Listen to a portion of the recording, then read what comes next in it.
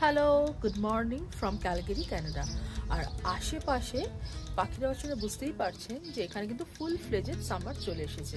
আশা করি আপনারা সবাই ভালো আছেন, আমিও কিন্তু ভালো আছি।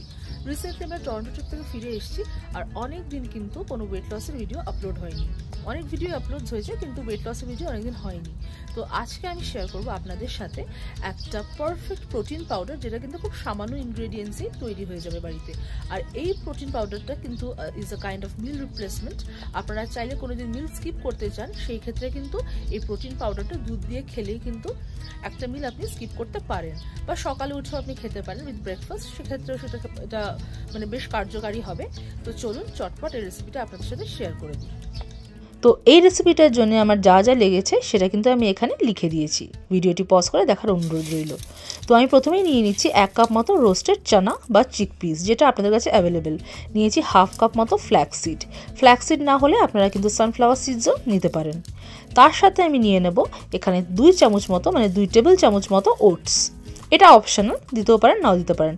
আর যেটা মেন লাগবে সেটা হচ্ছে 2 কাপ মতো মাখানা বা লোটাস সিডস। দাঁড়ান, আপনারা যারা এখনও আমার চ্যানেলটিকে সাবস্ক্রাইব করেননি তারা প্লিজ চটপট গিয়ে আমার চ্যানেলটিকে সাবস্ক্রাইব করে দিন, আর পাশের বেল আইকনটা কিন্তু টিপে দিন। তাহলেই কিন্তু এই ভালো ভালো ভিডিওসের নোটিফিকেশনগুলো আপনাদের কাছে চলে আসবে। আর জানবেন সাবস্ক্রিপশন বাটনটা কিন্তু আপনাদের কাছে একদমই ফ্রি, কিন্তু আপনাদের এই একটা সাবস্ক্রিপশন কিন্তু আমাদের এনকারেজ করে আরও ভালো ভালো ভিডিওস বানাতে। তো চলুন আর সময় নষ্ট না করে ভিডিওটা শুরু করা যাক। তো আমি এখানে একটা মিডিয়াম প্রিহিটেড প্যানে নিয়ে নিচ্ছি প্রথমে মাখানাটা, তার মধ্যে একে একে দিয়ে দিচ্ছি বাকি সব ইনগ্রিডিয়েন্টসগুলো।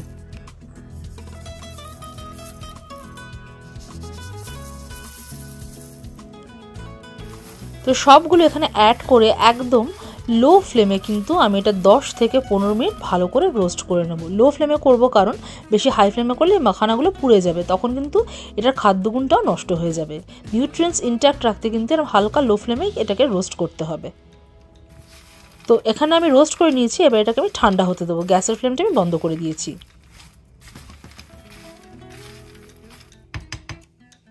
তো মোটামুটি 20 মিনিট পর আমি দেখলাম এটা একদম ঠান্ডা হয়ে গেছে। দেখুন আমি হাত দিয়ে ধরতে পারছি। এবার কিন্তু এটা একটা এরকম ব্লেন্ডিং জারে নিয়ে কিন্তু ভালো করে গুঁড়ো করে নেব। তো এখানে কিন্তু এগুলো গুঁড়ো হয়ে গেছে, এটাকে আমি একটা বাটিতে নিয়ে নিচ্ছি।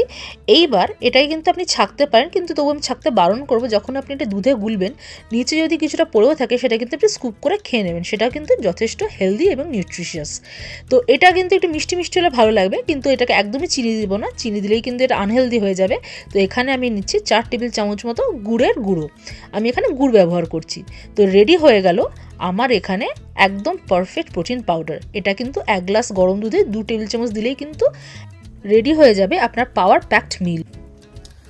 যদি আমার ভিডিওসগুলো ভালো লাগে তাহলে কিন্তু অবশ্যই একটা লাইক, শেয়ার আর কমেন্ট করতে ভুলবেন না।